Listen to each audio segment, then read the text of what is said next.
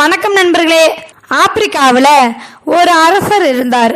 அவரிடம் 10 காட்டு நாய்கள் இருந்தன. தவறு செய்த தனது ஊழியர்களை அந்த காட்டு நாய்களுக்கு இரையாக்குவார். ஒரு நாள் வேலைக்காரர்களில் ஒருவர் தவறான ஒரு கருத்தை சொன்னார். அரசருக்கு உடனே கோபம் வந்துவிட்டது. இவனை நாய்களுக்கு தூக்கி எறியுங்கள் என்று கட்டளையிட்டார். வேலைக்காரன் கெஞ்சினான், நான் உங்களுக்கு 10 வருஷமா சேவை செய்து வந்தேன். நீங்கள் இப்படி ஒரு தண்டனையை எனக்கு தரலாமா? தயவு செய்து என்னை அந்த நாய்களுக்கு தூக்கி எறிவதற்கு முன் 10 நாட்கள் அவகாசம் ஒன்று தாருங்கள் அப்படின்னு கேட்டான். ராஜாவும் சரி அப்படின்னு சொல்லி ஒப்புக்கொண்டார்.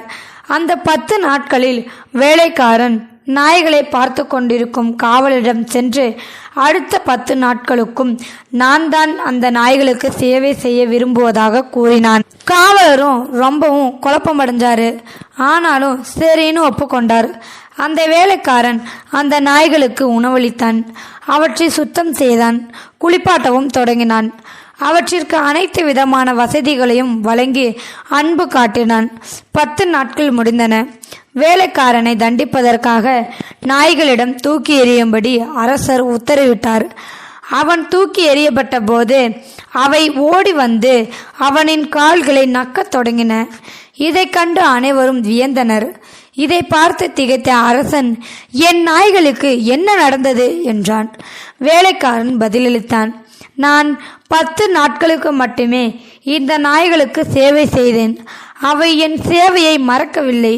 நான் உங்களுக்கு 10 வருஷமாக சேவை செய்தும் என் முதல் தவற்றை கூட மன்னிக்காமல் நான் உங்களுக்கு செய்த அனைத்தையும் மறந்து என்னை தண்டிக்க உத்தரவிட்டீர்கள். அரசர் தனது தவறை உணர்ந்து வேலைக்காரனை விடுவிக்க உத்தரவிட்டார். நம்மிலும் எத்தனையோ பேர் இப்படி இருக்கிறோம். ஒருவர் செய்த ஒரு தவறுக்காக அவர் நமக்கு செய்த உதவிகளை எல்லாம் மறந்து அவரை வாழ்நாள் எல்லாம் ஒதுக்கி வாழும் எத்தனையோ பேர் நம்மிலும் இல்லாமல் இல்லை, இருக்கிறார்கள்.